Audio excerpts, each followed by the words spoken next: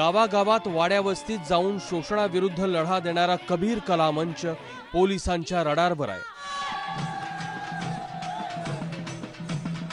शहरी भागात नक्षल्यांचा प्रसार करण्यासाठी कबीर कला मंच आणि भारत जन आंदोलन सारख्या संघटनांचा वापर होत असल्याचा संशय पोलिसांना आहे।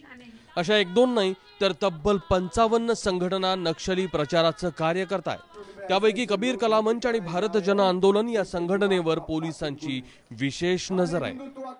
अशा एकूण 55 संघटना कार्यरत होत्या हे खरं आहे, परंतु त्यातल्या बऱ्याचशा आता निष्क्रिय झालेल्या आहेत आणि काही अशा संघटना आहेत की ज्या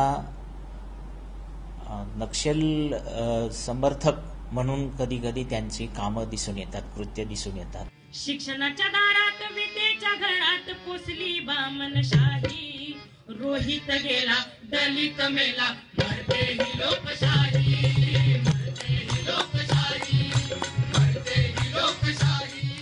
पोलिसांच्या रडारवर असलेल्या कबीर कला मंचची स्थापना गुजरात दंगलीनंतर सांस्कृतिक संघटना म्हणून झाली। नक्षली विरोधी पथकानं कबीर कला मंचच्या अनेक कार्यकर्त्यांना अटक केली। यात सचिन माळी आणि शीतल साठेचा समावेश आहे।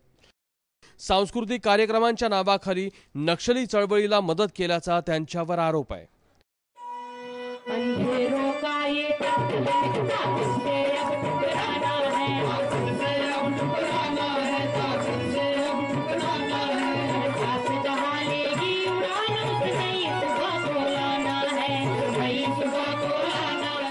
तर पोलिसांच्या निशाण्यावर असलेली दुसरी भारत जन आंदोलन ही संघटना IAS अधिकारी BD शर्मांनी सुरू केली होती। आदिवासी भागातल्या जनतेचा आवाज उठवण्यासाठी ही संघटना काम करते। महाराष्ट्रातल्या गडचिरोली जिल्ह्यात आजही या संघटनेचं काम चालतं। सरकार विरोधात असंतोष निर्माण करणं, आक्रमक आंदोलन करणं असे संघटनेवर आरोप आहेत। नाही, संघटनावर बंदी आणण्याच्या अगोदर संघटनेमध्ये काम करणारे जे लोक आहेत त्यांच्याकडून काही कायद्याचं उल्लंघन होतं का याच्या संदर्भामध्ये आपण माहिती गोळा करत असतो। त्याप्रमाणे जे रेकॉर्ड आल्यानंतर त्याच्यावरती विचार केला जातो आणि ह्या संघटनेच्या नावाखाली जर ते कायदा सुव्यवस्था याला बाधा आणत असतील तर मग त्याच्यावरती बंदी घालण्याचा विचार होतो आणि त्या अनुषंगानं मग कायद्यामधल्या ज्या तरतुदी आहेत त्यानुसार कारवाई होत असते। कबीर कला मंचमुळे सामाजिक सलोखा धोक्यात येणार असेल तर त्यांच्यावर कारवाई नक्की व्हावी। मात्र त्याच वेळी मडगाव गडकरी रंगायतन स्फोट आणि दाभोलकर पानसरेंच्या हत्येचा आरोप असलेल्या सनातनवर सरकार काय कारवाई करतंय हे सुद्धा जाहीर करावं।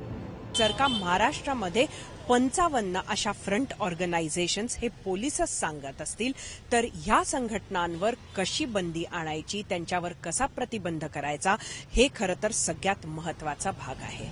कॅमेरामन सुरेश डोनाडकरसह सरिता कौशिक, ABP माझा, नागपूर।